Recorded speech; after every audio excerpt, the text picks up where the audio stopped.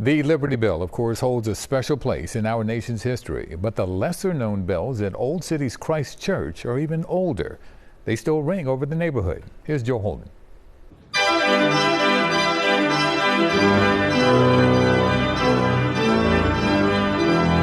Parker Kitterman is polishing up his musical tribute for the weekend.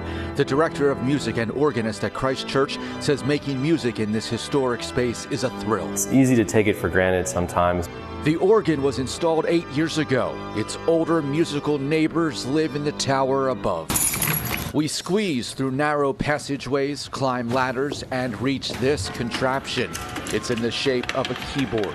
It helps to actually play with the side of your hand rather than the top of your hand. 11 notes for 11 bells. They're linked to cables. It's a good exercise for your forearms. Before this, 11 volunteers would tug on the bells. It allows one person to play them all instead of having individual people playing them all. Now let me just try it out, all right, if you don't mind. The bells are 50 years older than the Liberty Bell. Better actually if you play it and release it. Okay. So it resonates better that way. Yeah.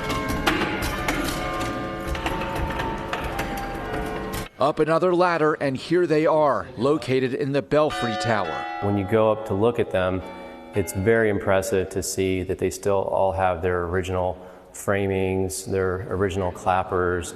The bells themselves are in remarkably good condition, considering how old they are and how much they've been used. Pulling on the cable makes for a big sound.